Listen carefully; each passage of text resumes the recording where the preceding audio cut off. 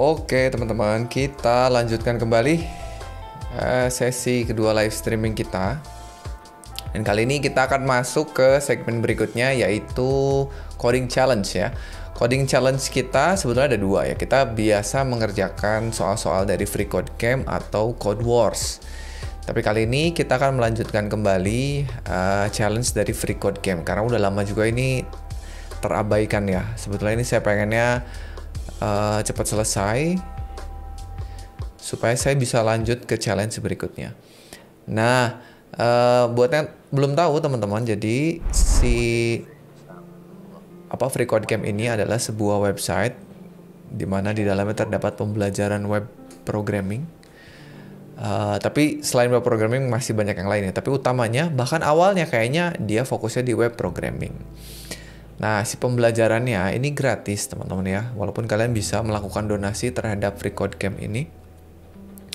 Ada banyak banget pembelajarannya kalau teman-teman lihat di sini. Mulai dari responsive web design, ada JavaScript, algoritma dan data structure, front-end libraries, macam-macam. Sampai malah kita bisa belajar mengenai bagaimana caranya menghadapi interview coding. Nah, ini seru nih. Nah, kita kebetulan masih ada di yang paling pertama, yaitu Responsive Web Design Certification. Kita udah menyelesaikan beberapa subtopik. Ya, jadi kita udah beresin HTML, ada 26 pembelajaran, CSS ada 44, sama Applied Visual Design. Nah, ini bagaimana kita menerapkan desain visual ke CSS kita. Nah, ini seru sih. Nah, sekarang kita masuk ke subtopik yang baru, teman-teman. Nah, ini keren juga ya. Kita akan ngerjain yang namanya Applied Accessibility. Nah, ini kadang-kadang kita lupain. Jadi kita fokus di visual desainnya, kita lupa aksesibilitas ya. Bagaimana jika website kita diakses oleh misalnya teman-teman kita yang memiliki keterbatasan penglihatan. Ya, baik itu penglihatannya kurang ataupun buta warna. Nah, bagaimana jika website kita diakses oleh teman-teman kita yang memiliki disabilitas? Nah, itu ada di aksesibilitas ini. Atau sebenarnya lebih singkatnya, gimana website kita bisa diakses dengan mudah oleh semua orang. Nah, ini kita akan belajar sama-sama sekarang di sini. Ya, jadi kita mulai masuk ke Applied Accessibility. Yang pertama kita klik aja di sini Introduction to the Applied Accessibility Challenge. Nah, coba kita baca dulu sedikit ya. Jadi kata gini, accessibility atau aksesibilitas secara umum adalah bagaimana kita membuat konten dari website kita dan antarmuka usernya itu bisa dipahami, dinavigasi, dan diinteraksi oleh user yang banyak gitu ya, oleh ragam audiens atau user kita yang seperti apapun.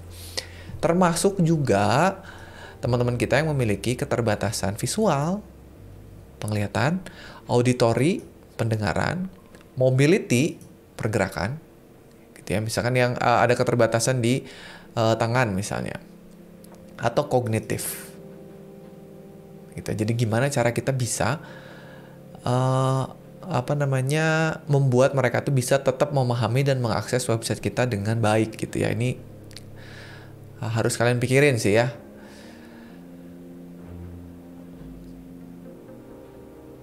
Nah, katanya website itu harusnya bisa diakses secara terbuka untuk semua. Apapun ability dari usernya, apapun kemampuan user atau sumber daya yang dimiliki oleh user tersebut. Gitu ya. Nah, beberapa user katanya nih ya mengandalkan alat bantu teknologi. Contohnya screen reader. Nah, ini buat teman-teman yang memiliki keterbatasan penglihatan, dia menggunakan sebuah teknologi atau tools yang namanya screen reader. Jadi screen reader ini adalah sebuah tools yang ngebacain apa isi dari website. Jadi kalau ada tulisan apa, dia bacain. Jadi user ini hanya mendengarkan aja apa yang disampaikan oleh websitenya. Dia nggak ngeliat, tapi dia ngedengerin. Gitu. Jadi pahami dulu aja ya. Kalau kalian baru belajar bikin website, ini mungkin topik yang advance gitu ya. Tapi pahami bahwa suatu saat user kalian itu kan orang lain. Kalian pasti bikin website tuh buat orang, bukan buat kalian gitu ya. Nah, pahami bahwa user itu sangat beragam. Gitu. Terus ada lagi tools yang namanya voice recognition. Gitu. Jadi bisa aja perintah itu diberikan tidak menggunakan input-output device. Contohnya mouse, keyboard. Tapi bisa aja perintah itu diberikan menggunakan voice. Nah, bisa nggak website kalian menangani itu? Gitu ya. Itu 2 contoh usernya katanya. Terus user lain mungkin aja berselancar di website kalian itu menggunakan keyboard. Jadi nggak ada mouse-nya. Jadi mungkin nggak website kalian sudah cukup oke kalau misalnya hanya mengandalkan keyboard aja. Misalkan kita tahu paling gampang sih kalau kalian nemu form, pencet tab itu kan ganti field gitu ya. Nah, tapi itu kalau form. Kalau halaman website biasa gimana? Pernah nggak kalian nyobain ya akses website yang biasa kalian akses? YouTube lah. Tapi hanya pakai keyboard, bisa nggak? Gimana cara pindah video? Gimana cara ngecilin, ngegedein volume? Gimana cara skip video? Gitu ya. Jadi perlu diingat bahwa ada user yang hanya mengandalkan keyboard.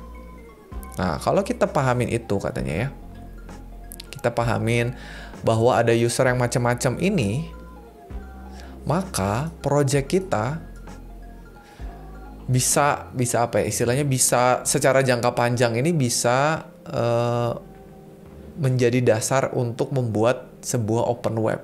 Ya, open web itu adalah web yang bisa diakses oleh semua orang tadi gitu. Karena ya keinginan mulianya gitu ya, websitenya bisa diakses oleh semua orang. Nah, jadi ini subtopik yang mantep sih menurut saya. Kadang kita lupain. Nah, ini adalah beberapa konsep yang umum. Di bagian ini kita akan pelajari katanya ya. Yang pertama, kita pastikan bahwa kode kita tuh benar-benar terorganisir. Jadi ngodingnya tuh harus nempatinnya segala sesuatunya dengan benar. Gimana caranya? Gunakan markup yang sesuai. Itu jadi kadang-kadang ini pengalaman saya dulu, kadang-kadang kita sembarangan aja bikin markup, bikin kayak div gitu ya, sembarang aja. Kita kasih nama kelas divnya sembarang aja. Yang penting kita paham, yang penting tampilan webnya bagus. Ternyata markup atau tag-tag di dalam HTML itu memiliki makna yang nggak sekedar hanya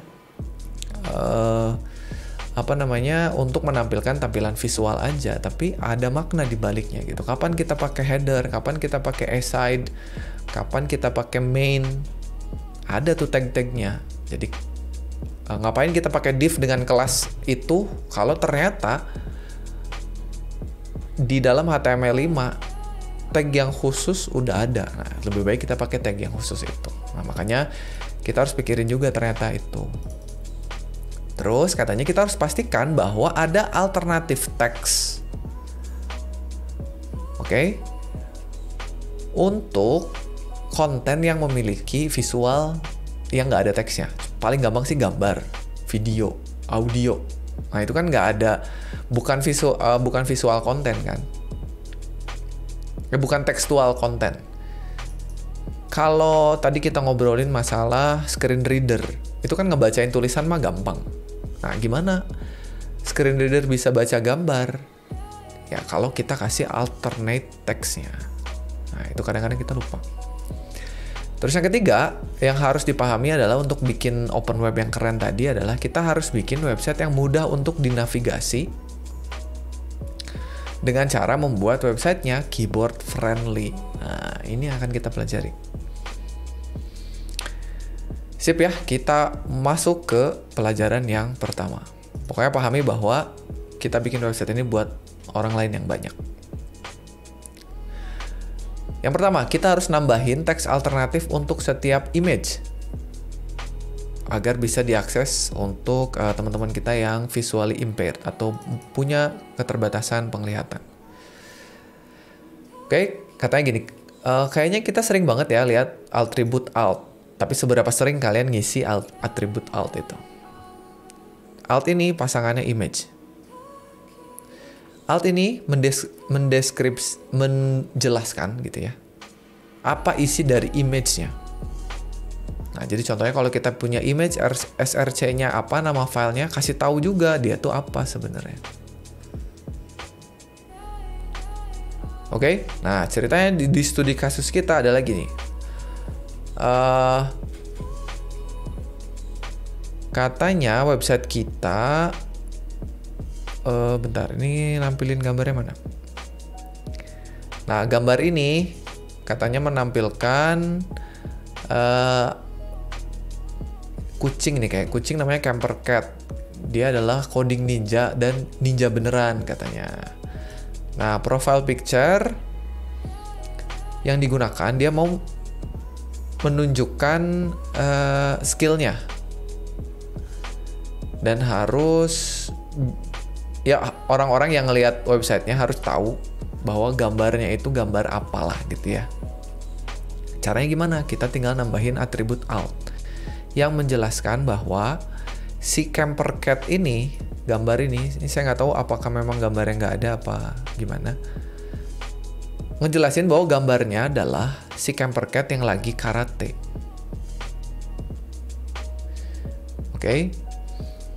Oh ini, image src-nya emang nggak ngelink kemana-mana katanya. Jadi yang terlihat kalau gambarnya nggak ngelink kemana-mana atau broken image, ya yang kelihatan harusnya tulisannya.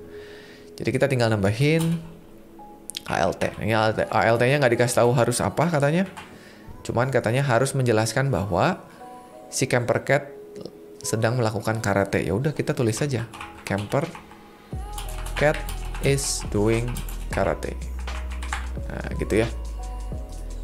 Jadi yang tampil di halamannya kalau gambarnya nggak ada adalah teks penggantinya. Karena dia ngegantiin gambar, makanya nggak bisa diblok. Bisa. Oh, tapi diklik nggak bisa ya, tapi di drag gini bisa. Tuh, harusnya memang nggak bisa diblok sih. Ya, sudah. Jadi permintaannya hanya menambahkan alt aja. Oke. Kalau sudah, kalian boleh pencet run the test atau shortcutnya Ctrl Enter. Sip ya, udah benar. Jadi wajib pakai ALT katanya. Streaming sampai jam berapa? Mungkin sampai jam 5 ya. Saya sih pengennya ini 22 challenge-nya beres. Nggak tahu ya. Kayaknya sampai jam 5-an. Next. Kapan kita tahu atau kapan kita biarkan ALT-nya kosong nih katanya. Oh ada ya, ada ternyata saat dimana kita membiarkan si ALT-nya kosong. Di challenge berikutnya kita tahu bahwa kita harus ngasih alt pada saat kita bikin image. Oke. Tapi sebenarnya katanya ya, kadang-kadang image itu sudah nempel sama caption. Gitu. Jadi kadang-kadang udah nempel sama caption. Apalagi kalau kita pakai tag figure ya, ada figure text, ada figure image, ada figure text. Nah, kalau gitu gimana? Apakah kita perlu nulis lagi ALT nggak? Nah, katanya nggak usah. Karena kalau kita pakai ALT nanti redundant. Redundant tuh ya tidak perlu lah ya, unnecessary. Jadi redundant tuh berulang-ulang. Pada situasi di mana gambarnya udah punya teksnya, udah punya captionnya, tetap aja katanya image itu masih butuh ALT, tapi isinya boleh kosong. Jadi ALT-nya mah wajib, ALT itu wajib, isinya tergantung dia udah punya caption apa belum. Nah ini nih, mantep.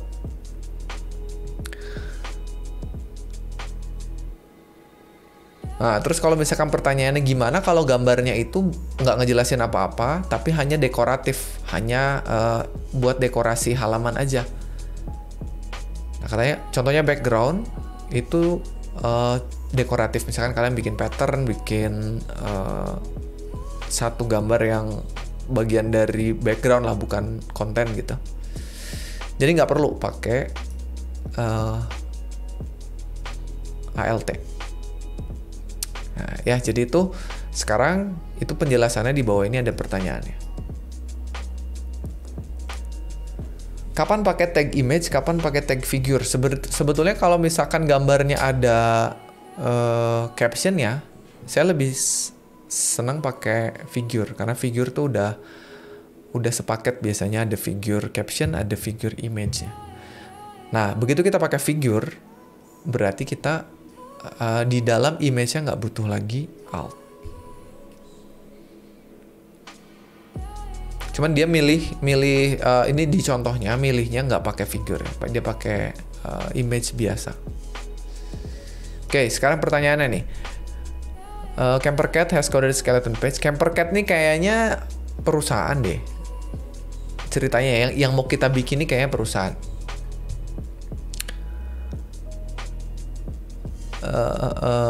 Campercat nih udah bikin katanya skeleton page. Skeleton page itu kerangkanya, kerangka halaman untuk bagian blog. Oh, his tuh berarti dia orang dong. Dia berencana untuk nambahin visual break between his two article. Oke. Ini contohnya nih. Jadi ceritanya ini tuh blog. Jadi blog itu menampilkan ada dua tulisan. Ada tulisan yang pertama, ada tulisan yang kedua. Di tengah-tengah tiap tulisannya dia mau bikin pembatas, tapi pembatasnya gambarnya pedang. Nah, ini adalah dekoratif. Dan kayaknya nggak penting gitu buat si pembacanya. Nggak perlu dijelasin bahwa ada pedang di antara setiap tulisannya. Karena pedang itu mungkin aja nggak berarti apa-apa terhadap tulisannya. Oke. Kalau dekoratif gimana katanya? Tambahin alt. Jadi wajib ada alt-nya di sini. Tapi isinya string kosong aja. Gitu. Jadi kalau string kosong, begitu gambarnya nggak ada, dia nggak akan nampilin kotak broken image. Tuh, ini baru tahu saya. Tuh, kalau gambarnya nggak ada, dia kosong. Jadi nggak akan menjadi visual sesuatu yang perlu dibaca oleh screen reader. Ya, mantap. Oke. Jadi kan kita baru tahu juga tuh. Sip, cuman gitu aja. Next lagi. Jadi kita udah tahu wajib pakai alt walaupun isinya kosong. Nah, ini nih yang penting. Ini kalau ini saya pernah jelasin di playlist HTML. Gunakan headings ya untuk menunjukkan apa sih ini disebutnya information hierarchy ya, untuk menunjukkan hierarki hubungan antar konten gitu. Jadi kalian jangan pakai headings itu hanya karena ukurannya aja gitu ya. Pastikan kalian pakai heading itu untuk menentukan seberapa penting judul itu gitu. Jadi jangan kalian bikin H5 tapi tulisannya lebih besar dari yang lain, seolah-olah dia H1, jangan gitu ya. Walaupun kita bisa lakukan itu pakai CSS. Jadi, bentar. Oke. Ini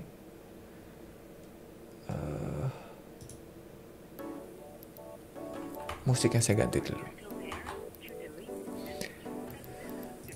Oke ya, jadi H1 sampai 6 harus benar pakainya. Ini karena digunakan untuk menyediakan struktur, membantu kita untuk menyediakan struktur dan label dari konten kita.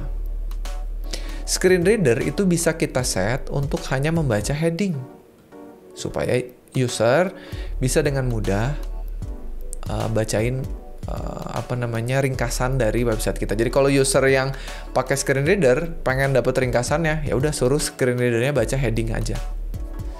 Nah, kebayang dong kalau kalian bikin headingnya asal-asalan. Padahal tampilnya bagus kan. Kalau ukuran, kita bisa aja bikin H1 ukurannya kecil, bisa pakai CSS kan gampang. Tapi secara hierarki tetap aja H1 itu harus yang paling penting. Nah, itu disebut dengan semantic meaning, makna semantik. Jadi kalau sintaktik itu hanya tulisan, semantik itu maknanya.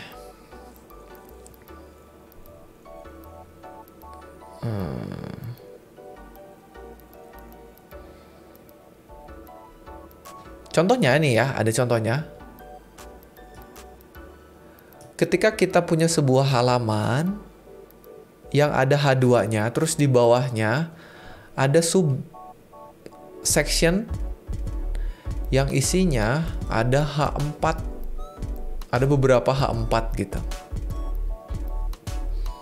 Nah, nanti akan membingungkan si screen reader-nya. Tuh, jadi ini semuanya heading gitu.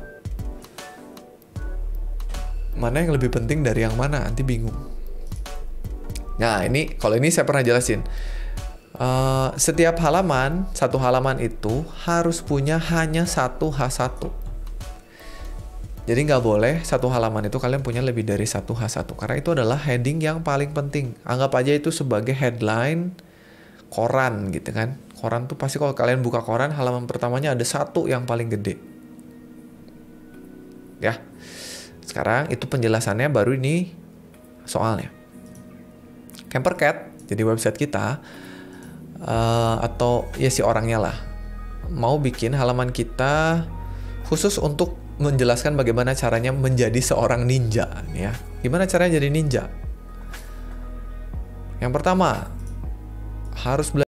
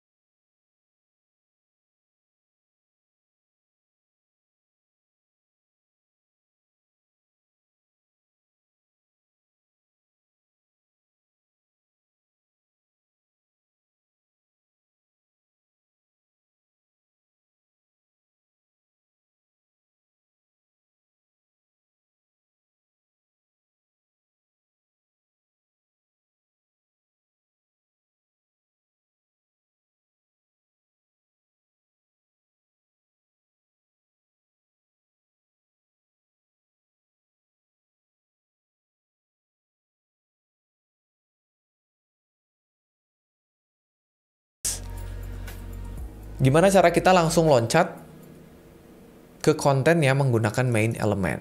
Nah, ini nih, kita lihat nih. Di HTML5 itu ada banyak elemen baru ya. Elemennya yang biasanya sering kita pakai jadi kelas di div-nya dulu di HTML4. Ada main, header, footer, nav, article, section, ada lagi aside, ada figure, ada article tadi ya, sebenarnya banyak. Cuman ini yang ada hubungannya sama bagian-bagian dari halamannya. Secara default si browsernya menganggap elemen ini sama seperti div. Karena dulu kan kita nulisnya gini, div class main, div class header gitu. Tapi pada saat kita menggunakan mereka dengan benar ya, itu akan menambah makna ya, menambah makna pada markup kita. Nama tag aja, dengan nama tag aja itu bisa menjelaskan informasi, tipe informasi apa yang bisa kita tulis di dalamnya. Tuh, main element biasa kita gunakan untuk ngebungkus konten utama. Gitu ya. Terus main juga biasa digunakan untuk menyimpan fitur-fitur yang inilah yang utama gitu. Kita bisa gunakan untuk loncat langsung ke main content.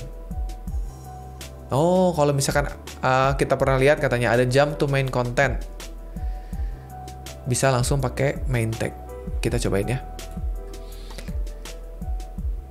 Kita buat opening and closing main text between header and footer. Oh, berarti di sini ya. Kita bikin main.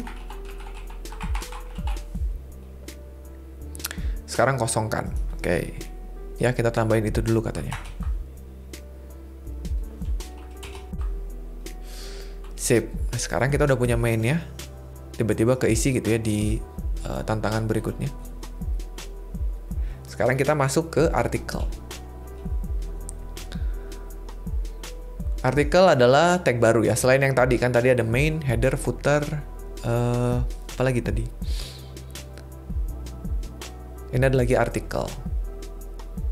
Artikel adalah elemen yang bisa kita gunakan untuk menambahkan section atau digunakan untuk membungkus konten yang independen.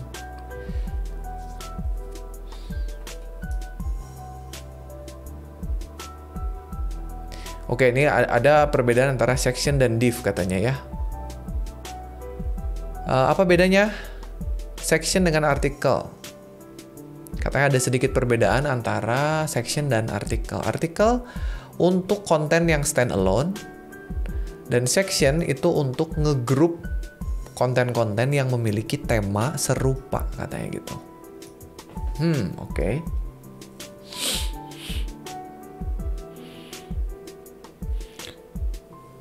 Mereka juga bisa digunakan secara bersamaan katanya kalau diperlukan. Contohnya, kalau sebuah buku itu adalah artikel, maka setiap chapter di dalam buku itu bisa kita anggap sebagai section. Oke. Jadi dibungkus pakai artikel, nanti di dalamnya ada chapter-chapter, kita bungkus pakai section. Kalau misalnya nggak ada relationship, jadi nggak ada hubungannya, kita ngegroupin sebuah elemen itu hanya untuk kepentingan visual aja, nggak ada maknanya, baru pakai div.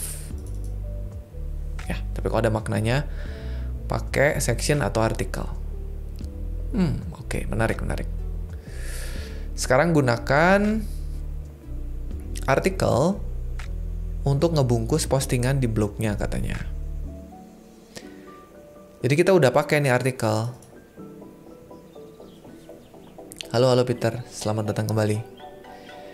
Dia udah pakai artikel, tapi dia lupa untuk menambahkan di bagian top. Oke. Ganti div jadi artikel. Gampang ini ya. Ini kita ganti jadi artikel.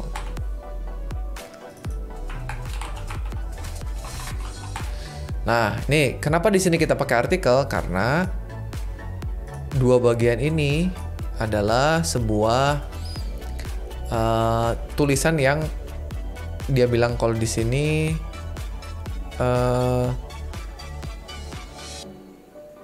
mana tadi stand alone ya. Jadi dia nggak ada hubungannya sama yang di bawahnya. Makanya dia pakai artikel. Oke, sip. Kita tinggal kirim aja. Ctrl Enter boleh ya. Next apa nih?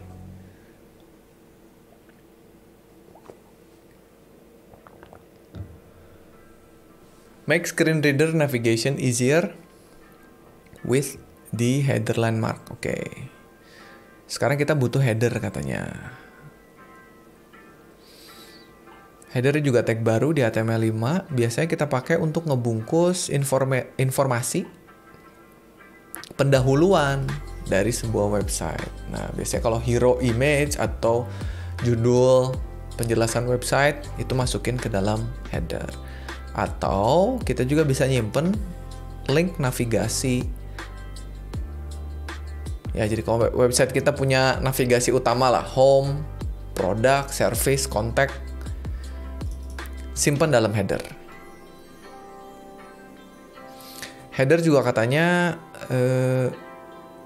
punya fitur yang sama main, bisa membuat kita menavigasi dengan cepat gitu ya. Jadi kayaknya ada teknologi asistif yang bisa membuat kita loncat-loncat antara header dan main.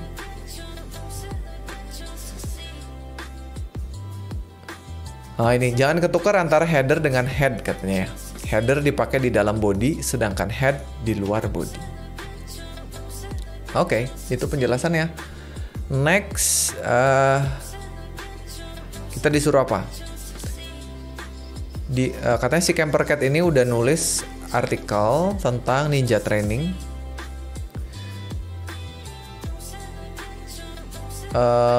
Dia mau nambahin halaman. And wants to add a page for... Oh ya, dia mau nambahin header di atas ini. Nah, ini kita tinggal ganti header. Jadi yang diminta biasanya simple ya. Tapi penjelasan yang tadi yang pentingnya.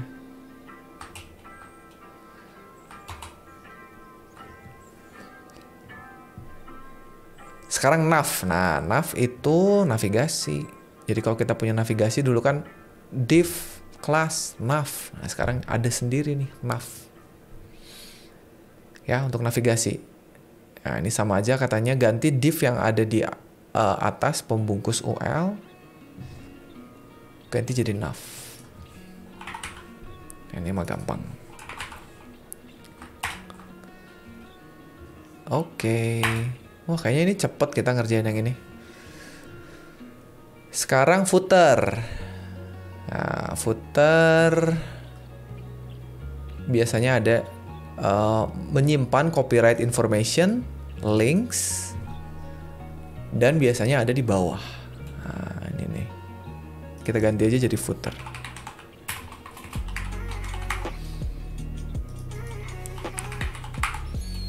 Oke.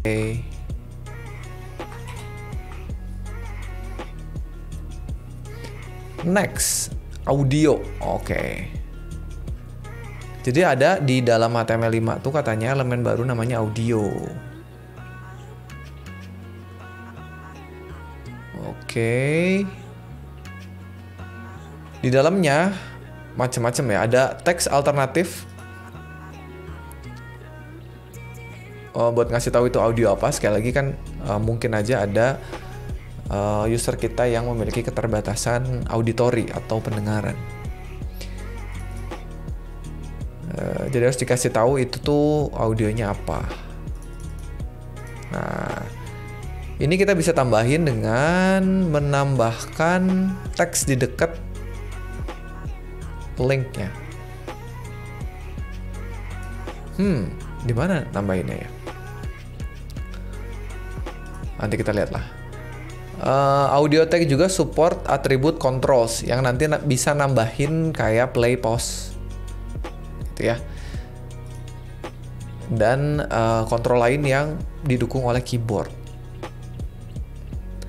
Nah, ini atributnya tipenya boolean, jadi kita bisa munculin atau menghilangkan ya. Oke. Sekarang katanya kita istirahat dulu dari si Campercat. Nah, sekarang kita akan bertemu dengan temennya, katanya namanya Xerxiax. Jagoan dari accessibility dan screen reader dia pengguna screen reader. Untuk bisa mendengarkan klip dari screen readernya katanya tambahkan audio elemen setelah P. Nah, berarti kita tambahin di sini. audio,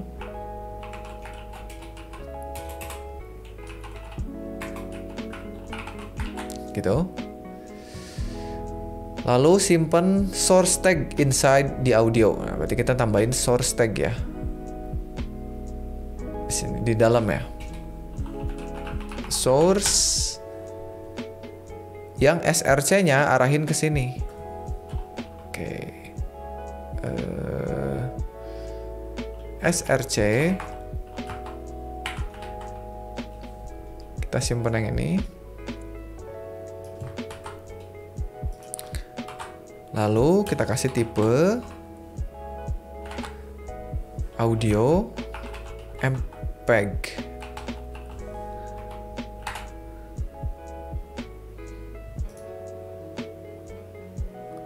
Bentar, kok nggak muncul ya? Coba kita tes. Oh, harus ada controls-nya. Nah, ada ini. Coba kita matikan dulu deh audio kita. Bisa nggak kedengeran?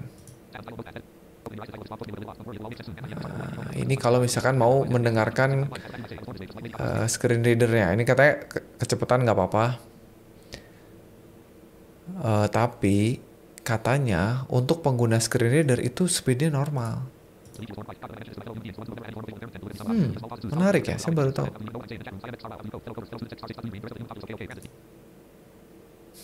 Jadi kalau orang yang biasa ngedengerin screen reader itu tuh kecepatannya normal. Wah, keren.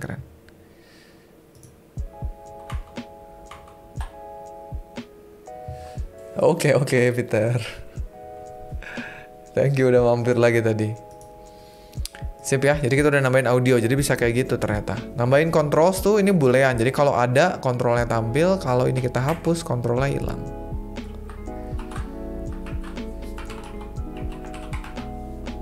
Ya, kita kirim.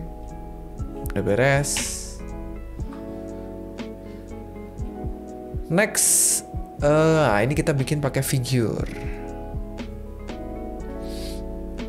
Nah, ini tadi pertanyaannya Teh Langit nih. Di HTML5 ada figur elemen katanya. Yang di dalamnya ada fig caption. Jika kita gunakan ini membungkus visual representation kayak diagram, image atau chart. Oh, jadi ini kalau ada diagram cocok banget katanya pakai figure.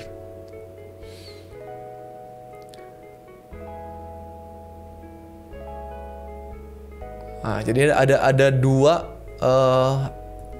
kelebihan accessibility kalau misalkan kita pakai figure. Yang pertama, kita bisa menggabungkan secara semantik, secara makna yang benar itu konten-konten yang terkait gitu ya. Dan juga aksesibilitas yang lain adalah kita menyediakan teks alternatif. Oke. Cara pakai gini, kita bungkus semuanya pakai figure. Terus di dalamnya ada dua elemen, ada image-nya, ada caption-nya. Nah, ini tadi saya bilang saya biasanya pakai figure tuh gini kalau ada gambar. Lebih jelas dia.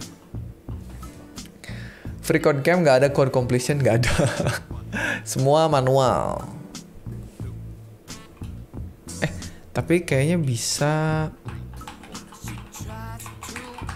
tab, nggak bisa ya? Ya, manual sih.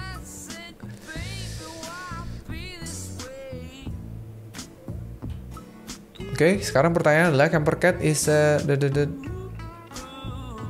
si Campercat ini udah bikin stack bar chart yang menunjukkan berapa jam dia dalam seminggu latihan stealth, combat and weapons gitu ya. Jadi berapa jam dia seminggu latihan jadi ninja katanya.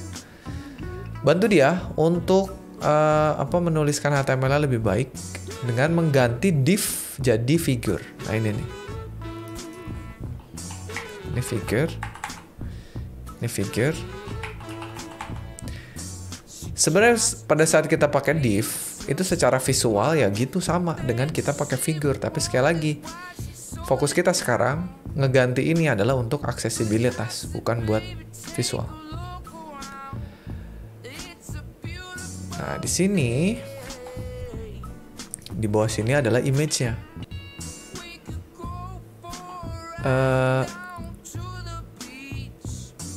Oh, ini nggak usah. Baru di sini ada fig caption.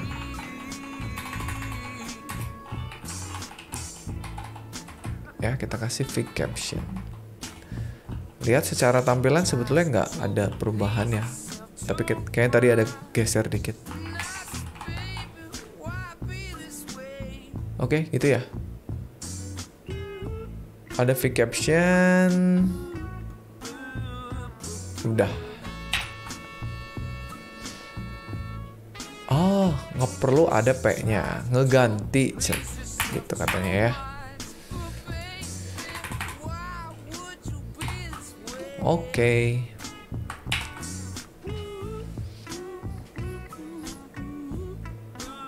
Nah, sekarang kita bikin atau perbaiki form. Ini juga sering banget kelewat nih. Kalau form sering banget kelewat, kalian pakai label. Untuk meningkatkan accessibility dari form nih katanya ya, kita butuh label. Oh, biasanya kita lupa. Biasanya langsung aja tulis tulisannya, nggak pakai label. Jadi cara bikinnya ini sepasang nih teman-teman. Jadi kalau kita bikin input, kita bisa pasangkan dengan label. Cara masangkannya, labelnya dikasih for, inputnya dikasih ID. Oke?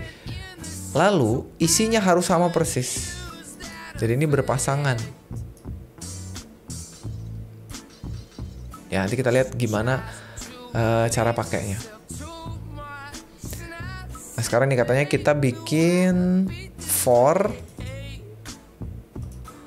untuk sebuah label dan pasangkan dengan ID dari inputnya. Ini contohnya. Ini lihat, ini kerennya gini teman-teman. Kan kalau saya mau ke email, kalau mau ngisi email, itu kan saya harus klik text field-nya kan, baru saya bisa isi. Oke. Kalau saya kasih label, ininya for. Tulisannya email juga. Nah, kalau saya tulis begini, selain saya bisa klik di sini buat ngaktifin text field-nya, saya juga bisa klik di tulisannya. Jadi sama. Jadi sekarang tulisannya tahu bahwa input ini adalah pasangan saya.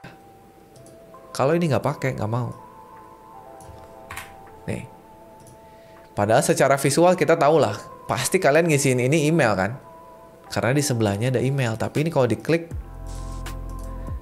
nggak ngaruh. Tapi begitu saya pakai for, harus sama dengan ID ya. Ingat, ini sepasang. Huruf besar, huruf kecilnya juga harus sama. Nah, selain secara visual kita bisa lihat, tapi ini kalau diklik juga bisa. Dan ini kepake untuk radio button sama checkboxes. Pakai. Ya, jadi keren. Ada lagi nggak yang perlu kita ubah? Nggak ada ya? Oke. Loh, kok nggak mau?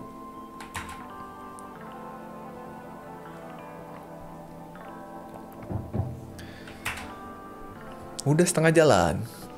Kayaknya keburu deh kita ini. Sekarang radio button. Nah, ini lanjutannya nih.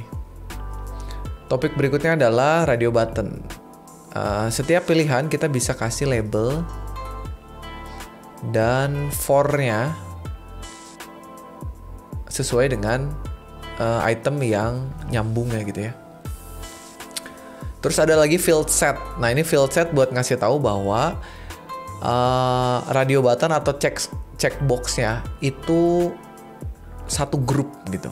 Kalau misalkan ada pilihan jenis kelamin, berarti kan itu bisa kan pakai radio button pria wanita gitu. Nah, bungkus semuanya pakai satu field set supaya tahu dia satu grup. Kalau ada kalian bikin checkbox hobi, hobinya ada 5. Nah, semua checkboxnya bungkus pakai satu field set. Oke, sekarang kita lihat. Kita bikin radio button katanya ya. Di dalam sini ada radio button. Nah, ini. Berarti ganti katanya div-nya pakai field set. Karena ini satu kategori nih. What level ninja are you? Nah ini nih.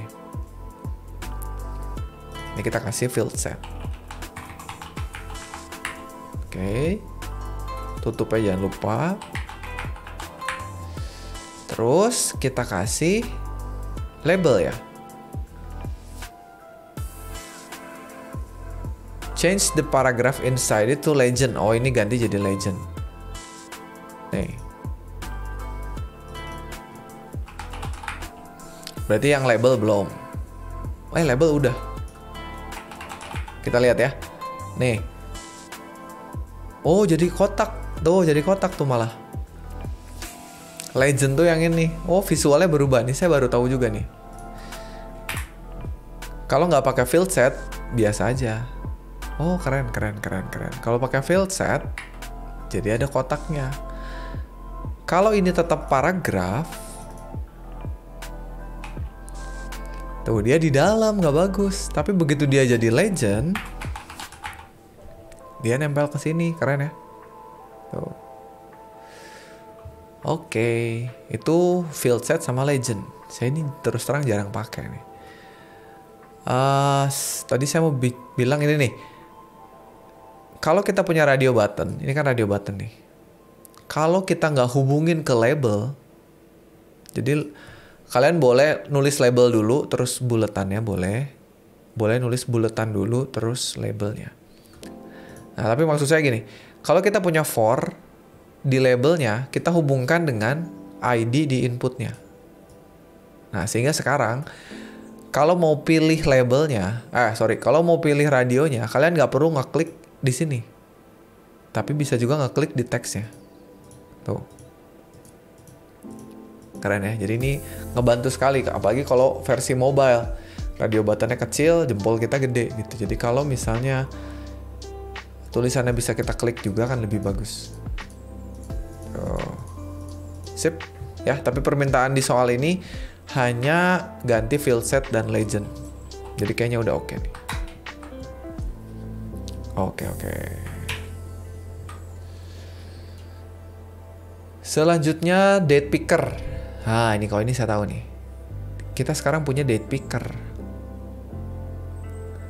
Kalau sebelumnya biasanya saya pakai combo box gitu. Jadi pilih tanggal, pilih bulan, pilih tahun.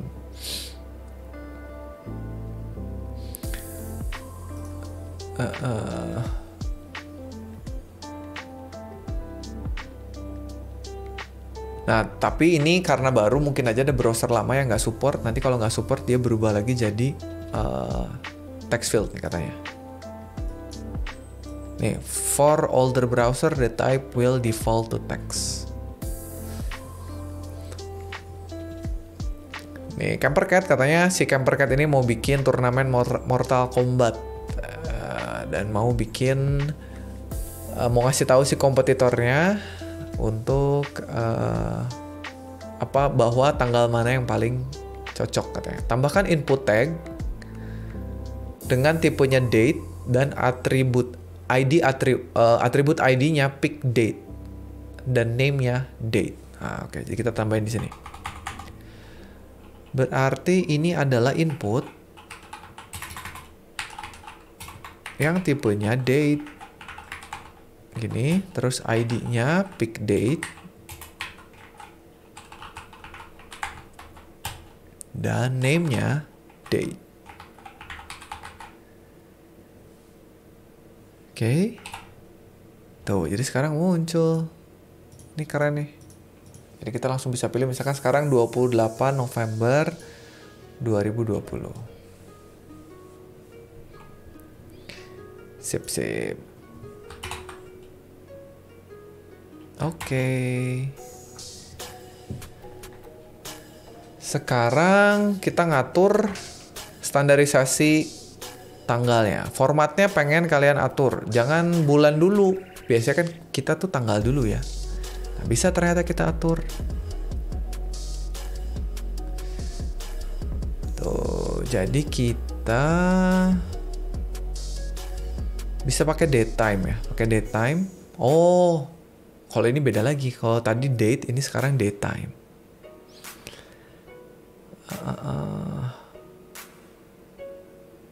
Oh, oke. Sekarang kita harus ganti katanya. Time tag, mana kita punya time tag nggak? Oh, harus nambahin. Kita harus nambahin di sini. Thursday. Nah, di sini. Ini kita kasih time. Tutupnya di sini. Terus tambah atribut datetime. Ini berarti yang ini ya. Yang ini nih. Datetime. Atributnya 2016 0915.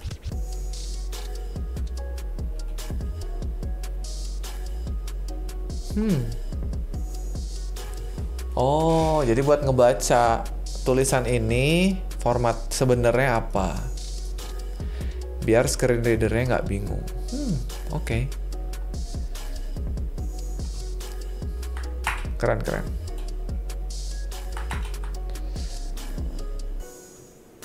Next, nah kita bikin sebuah elemen hanya tampil di screen reader aja. Oh, bisa ya pakai CSS ya.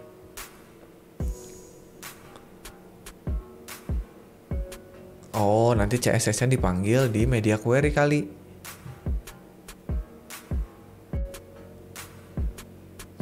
Berarti ada kelas namanya SR only, kita kasih. Jadi ini hanya akan muncul ketika screen reader.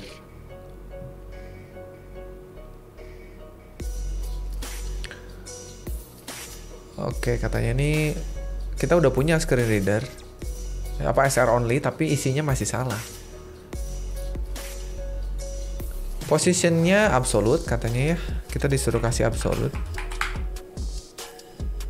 Left-nya minus 10.000. 10.000 apa 100.000? 10.000. 10.000. Kelebihan. Pixel.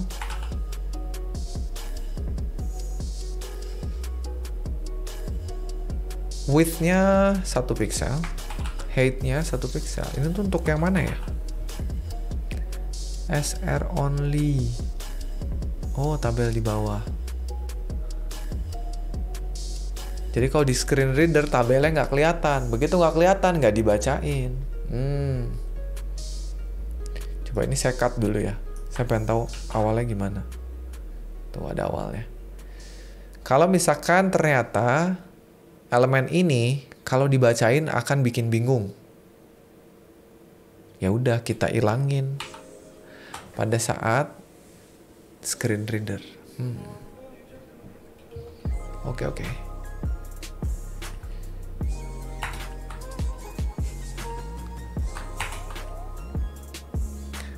Selanjutnya, meningkatkan readability, keterbacaan ya, menggunakan teks yang kontras. Nah ini, saya lupa ya, Resi kemarin pernah ngasih readability testing ya.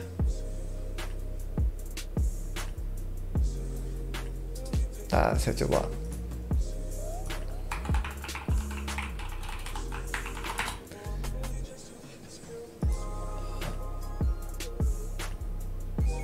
Kemarin tuh websitenya apa? Saya nggak save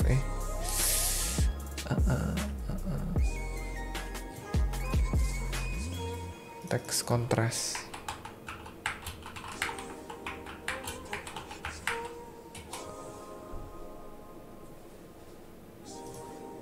Ada juga website yang membuat kita bisa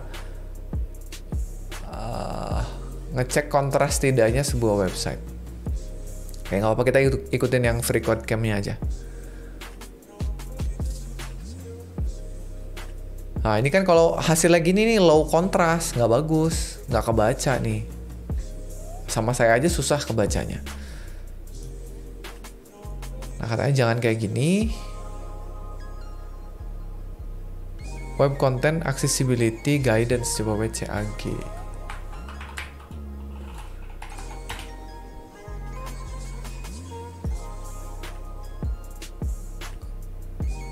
Lupa ya website-nya. Nantilah kalau ada saya nanti mungkin akan cantumkan ya.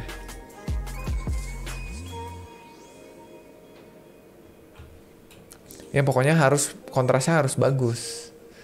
Contohnya ini yang punya kita nggak bagus. Nah makanya kita ganti warnanya.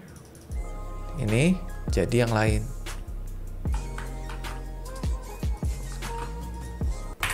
Nah kalau gini kan kelihatan. Oke.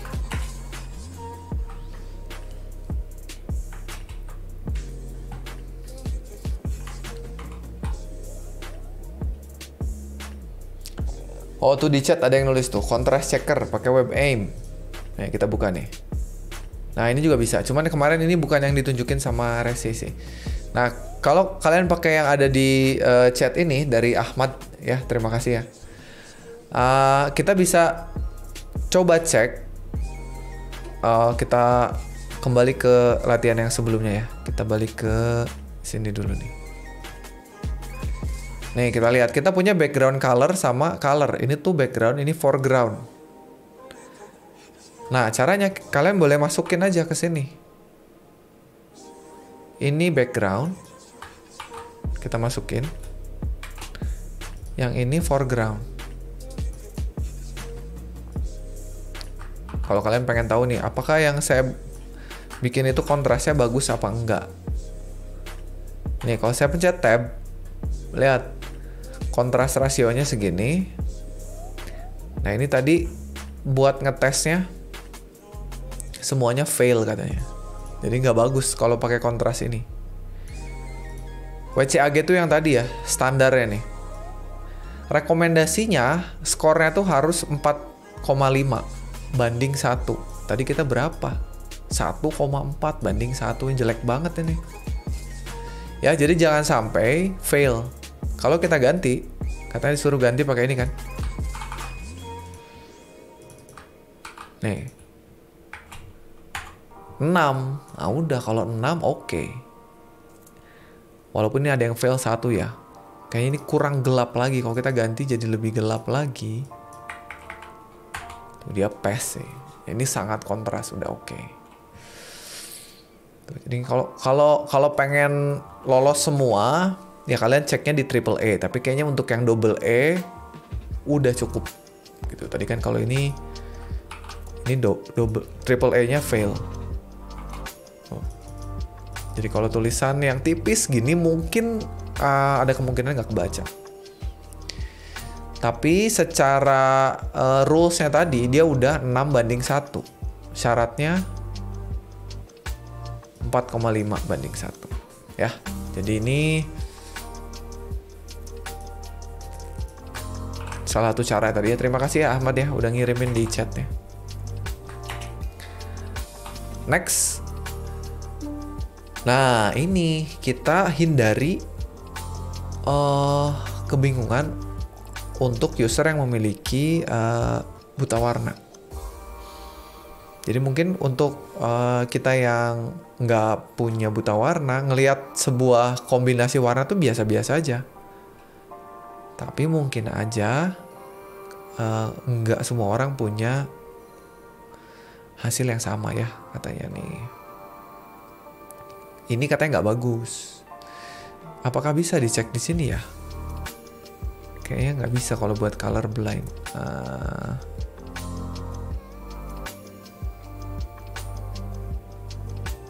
Mungkin ada lagi ya kalau untuk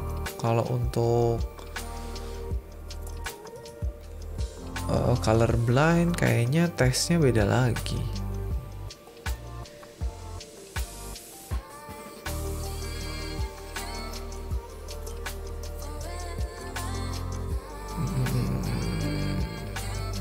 Atau kita coba dulu yang ini deh.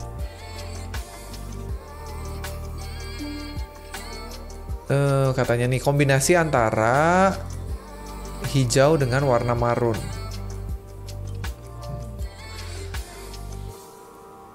Kita adjust lightness-nya. Karena kita udah pakai HSL, kita bisa adjust lightness kan, hue, saturation, lightness HSL tuh.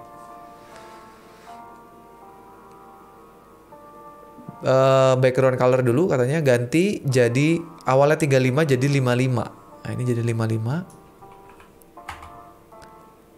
Oh sorry. Nah gini makin hijaunya makin terang. Sekarang kita ganti colornya dari 20 jadi 15. Turunin. Nah, kayaknya gini lebih bagus nih ya. Ini meningkatkan kontrasnya 5,9 banding 1. Ini lihatnya di mana ya?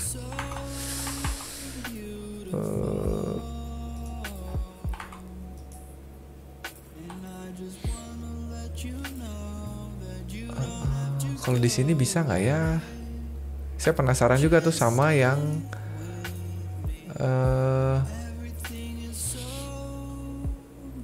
masukin, kan kalau tadi tuh kontras ya. Color kontras.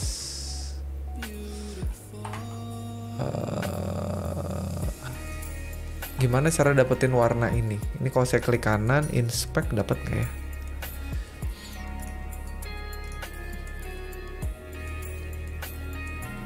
HSL. Saya pengennya dapetinnya hexa. Ya oke lah. Saya sih curiganya kalau misalkan dimasukin ke sini, hasilnya sama, dapat kontras rasio. Mungkin itu yang bisa kita lihat. Gak apa-apa, kita next aja.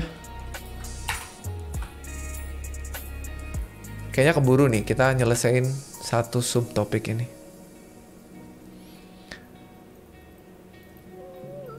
Ini juga sama, masih di color blindness. Ini katanya jangan pakai kayak gini nih, ini jelek banget. Saya aja ngelihatnya pusing. Kita ganti katanya. Oh, ini susah nih, katanya susah untuk dibedain oleh yang punya buta warna. Ini tuh nggak bisa dibedain. Ini sama warnanya. Ganti teksnya jadi ini ya. Tuh, kalau ini mah jelas kontras. Oke, jadi hati-hati ya. Jadi milih warna itu jangan hanya karena kesukaan atau selera aja. Ada hal lain yang mesti kalian perhatikan. Ingat, yang akses websitenya orang lain, bukan kalian sendiri.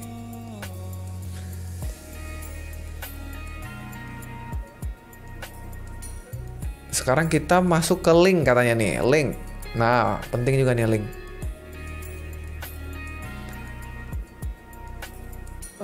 Screen reader user itu punya opsi berbeda katanya ya. Untuk tipe dari konten yang bisa dibaca. Ini juga termasuk nge-skip katanya ya, nge-skip elemen-elemen pakai screen readernya.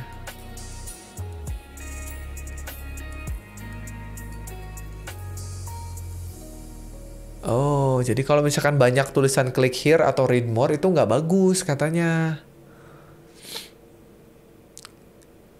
Kita harus kasih tahu juga itu click here tuh ngapain, read more itu ngapain. Baru tahu nih saya. Nah, ini katanya kita punya A-nya ini nggak deskriptif katanya.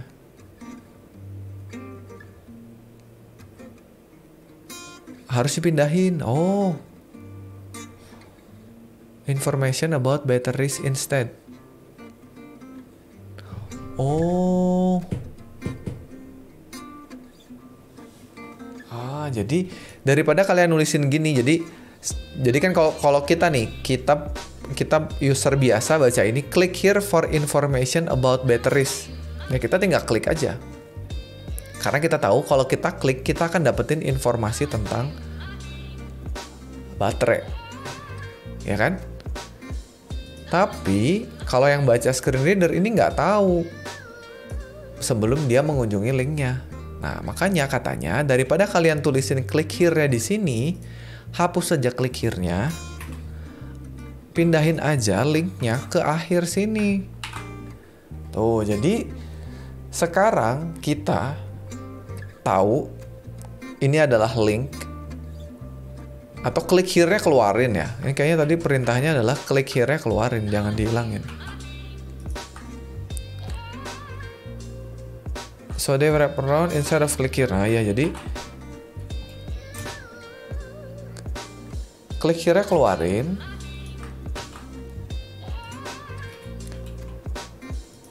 Pindahin ke sini. Nah, jadi sekarang kita tahu ini bakal mengarah ke sini. Screen reader juga tahu ini akan ngarah kemana. Oke. Closing tag. Oh, salah ya. Your code from around. Oh, semua ternyata. Jangan dikeluarin. Oh, jadi langsung di sini. Gitu ya. Salah. Ini yang di-cut. Ini tetap di akhir. Ini kita cut, pindahin ke depan. Click here for information about batteries. Oke. Around the click here to break. Enggak deh, bener. Kenapa masih salah? Di sini.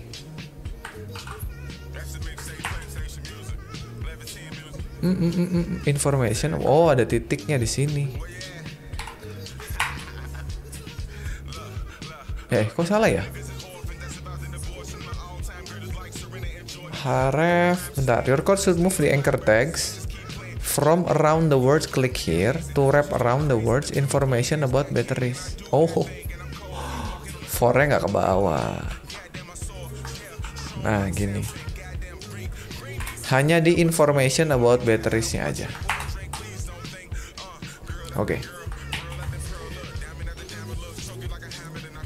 Nah, sekarang bikin linknya itu bisa di navigasi pakai key. Oh, bisa ya. Contoh kalau, apa ini?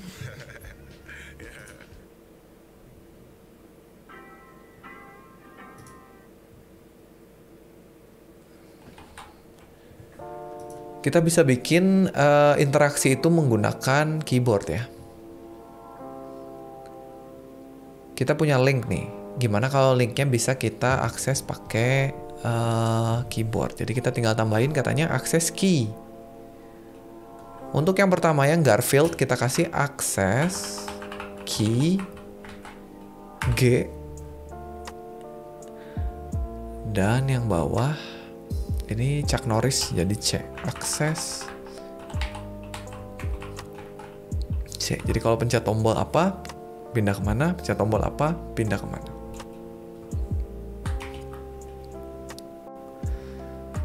Oke. Sedikit lagi.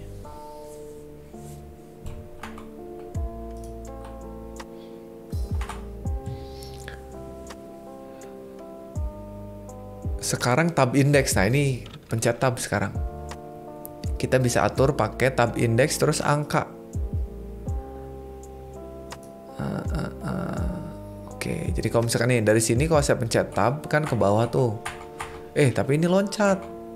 Nah, ada yang salah di sini. Berarti kita harus benerin.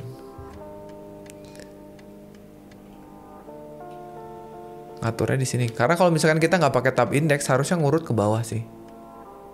Oh, karena ini kenapa loncat? Karena ini hanya bisa milih satu. Kalau mau pindah, kalian pencet apa ya kalau pindah ke bawah? Oh, pencet keyboard tuh, atas bawah. Nih. Tapi kalau mau loncat ke sini, pencet tab. Kenapa ini pencet tab? Karena beda. Karena bisa pilih lebih dari satu. Kalau mau checklist, spasi. Kalau mau balik gimana? Saya udah di sini nih. Ternyata saya lupa. Saya mau throwing stars juga. Pencet shift tab. Dia balik.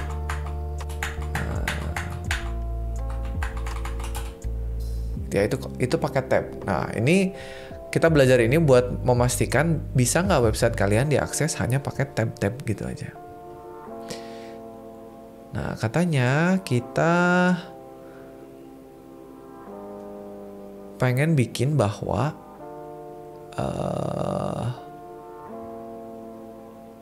keyboard user pause dulu pada di instruksinya pada saat pencet tab. Oh, jadi ini kan di skip ya. Kalau saya pencet tab, nih kan ini belum diklik apa-apa nih ceritanya. Kalau saya pencet tab, dia langsung ke sini. Nah, nggak mau katanya. Kita pengen begitu tab, ini dulu yang dilihat. Berarti caranya apa? Kita tinggal tambahin tab index aja. Set nilainya 0, sehingga dia duluan. Berarti kita kasih di mana? Di P ya. Sini. Kita bisa kasih di mana aja supaya fokusnya langsung ke situ. Oh. Dan ini kenapa kok kuning? Karena katanya kita bisa kasih di fokus di CSS. Nih. Kalau kita ganti jadi salmon, pada saat di tab, tuh jadinya berubah. Ah, ini saya baru tahu nih. Saya kira fokus itu hanya khusus untuk input aja. Nah, sekarang kalau tab lagi baru normal. Nah, tapi sebenarnya kita bisa bajak. Ini kan kalau saya pencet tab turun ya. Kalau saya pengen ke sini dulu, ke checkbox dulu juga bisa. Kita paksa. Kita suruh kemana? Ke sini nih. Ini nanti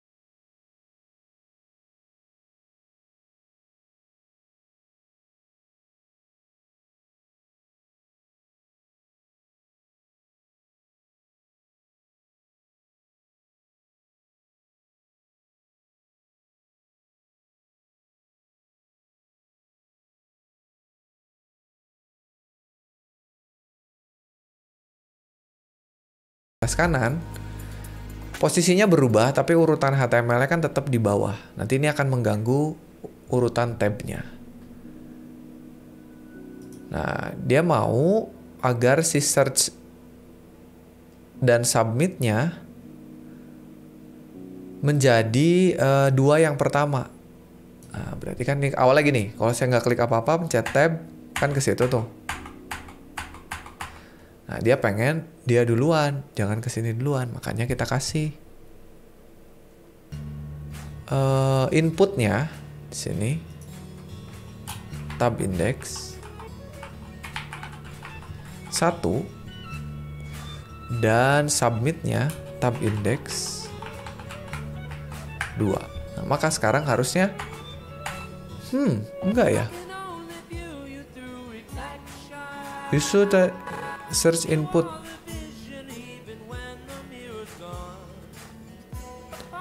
Tab index sudah bener loh. Tab index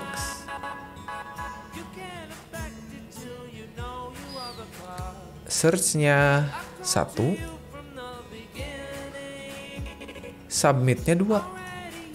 Nah, ini padahal udah benar, tapi kenapa dia nggak mau ya? Tuh, tetap ke situ. Kenapa? Apa nggak support? Kalau dijalanin, padahal benar. Kita harus coba di browser yang lain ini sepertinya. Tapi nggak apa-apa, yang penting kita udah sesuaikan dengan permintaan si FreeCodeCamp-nya, udah beres. Ternyata lebih cepat dari yang saya duga. Jadi kalau kita kita balik dulu. Kalau kita lihat sekarang udah beres. Applied accessibility.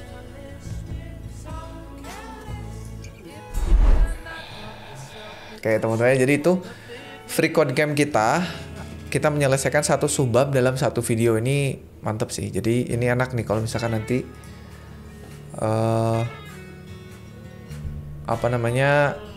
kalau diupload ke YouTube ini jadi satu video. Cuman ada beberapa hal yang tadi saya ada pertanyaan juga nih, sama kayak Ahmad ya. Nggak beresnya kenapa? Ada yang nggak bisa disubmit atau agak bingung dengan hasilnya. Kalau saya sih selesai semua, tapi bingung tadi yang terakhir. Harusnya ini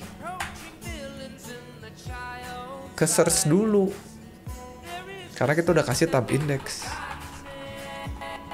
1,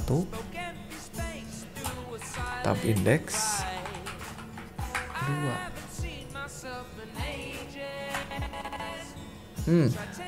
Apa kita kasih ininya tab index 3?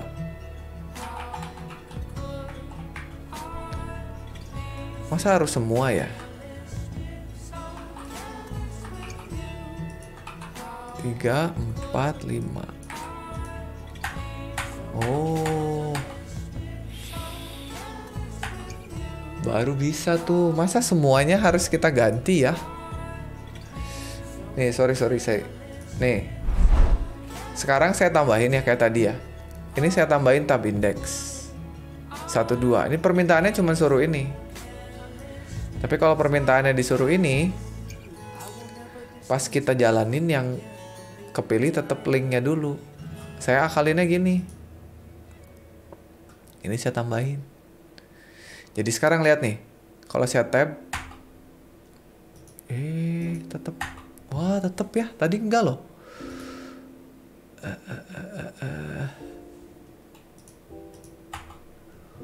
3, 4, 5. Aduh, kok aneh ya? Kayaknya browsernya deh.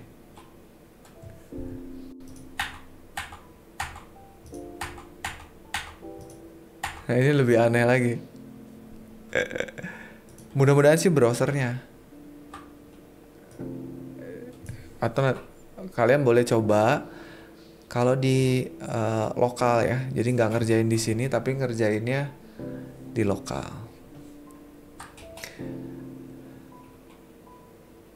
Sebenarnya kalau ini sih sebenarnya bukan apa ya, menurut saya Ahmad nih. Kenapa menurut kamu membingungkan? Karena ini bukan buat kita sebenarnya. Jadi kan kita biasanya bikin website sama ngakses website itu biasa aja gitu. Karena ini adalah topik yang memang harus diperhatikan untuk teman-teman kita yang memiliki keterbatasan gitu. Makanya saya juga begitu memahami materi ini, apa ya, buat kita tuh nggak ada masalah. Kita harus ganti nama tag. Sebenarnya pakai div nggak ada masalah, toh tampilnya gitu-gitu juga. Terus kita harus tambahin sesuatu untuk screen reader gitu. Ngapain toh buat kita nggak pengaruh gitu ya. Tapi ini pahami bahwa materi ini sangat kepake agar website kita bisa diakses oleh semua orang tanpa terkecuali gitu. Kayak nambahin alt aja. Apa sih bedanya gitu? Orang gambarnya tampil aja gitu ya. Problemnya adalah gambarnya tampil apa enggak, kan itu aja. Tapi ternyata ya orang yang memiliki keterbatasan penglihatan ya nggak bisa lihat gambarnya. Makanya harus diceritain itu gambarnya apa. kayak gitu. Mungkin awalnya ini ngapain sih kita susah-susah memahamin ini gitu ya. Sama saya juga waktu awal belajar gitu, cuman paham bahwa ini penting supaya website kita bisa diakses semua orang. Ya, nanti diulangi lagi aja materinya, dibaca pelan-pelan. Yang penting sih bukan latihannya ya, Mat ya. Tapi ininya, tulisannya. Itu sebenarnya materi yang pentingnya ada di penjelasan pas kita sebelum ngerjain codingannya. Ya, tapi lepas dari itu kita udah selesai nih ngerjain yang applied accessibility. Ya, jadi saya ucapin terima kasih buat teman-teman yang udah nonton, buat Ahmad nih yang udah ngikutin. Nggak apa-apa kalau bingung, dipelajari ulang lagi pelan-pelan, santai aja. Selanjutnya nanti kita akan masuk ke topik berikutnya, yaitu mengenai responsif. Nah, kalau ini kayaknya lebih seru lagi. Karena kalau tadi kita mikirinnya orang, kalau responsif ini kita mikirinnya device. Bagaimana website kita bisa diakses dengan baik di device-device yang berbeda. Laptop, desktop, handphone, tablet, handphone juga portrait mode, landscape mode. Nah, gimana caranya supaya websitenya bisa diakses lebih baik ya. Jadi mungkin itu aja untuk episode coding challenge kita di minggu kali ini. Ya mudah-mudahan teman-teman bisa mendapatkan manfaat lah dari apa yang udah kita sama-sama lihat tadi dari Free Code Camp. Dan ini juga sekaligus akan mengakhiri sesi live streaming kita untuk hari ini. Saya ucapin terima kasih buat teman-teman yang udah hadir nontonin live streaming dari siang tadi jam 1 sampai sekarang jam 5 ya. Jadi lumayan live streaming kita sekitar 4 jam. Mudah-mudahan teman-teman bisa dapetin manfaat. Thank you buat yang udah ngirimin project di project showcase. Jangan lupa untuk gabung Discord-nya ya, teman-teman. Follow YouTube-nya atau subscribe YouTube-nya, gabung di Discord-nya. Follow juga sosial media saya di Instagram atau di Twitter. Thank you juga buat moderator-moderator yang udah nemenin saya tadi. Ada Alfat, ada Levi juga ya. Jadi mungkin itu aja untuk video kita. Kita ketemu lagi minggu depan mudah-mudahan di acara live streaming berikutnya ya. Jadi itu aja dari saya. Saya pamit. Mudah-mudahan teman-teman dapat manfaatnya ya. Wabillahi taufiq wal hidayah. Assalamualaikum warahmatullahi wabarakatuh. Dan terakhir teman-teman, jangan lupa titik koma. Thank you ya yang udah nonton.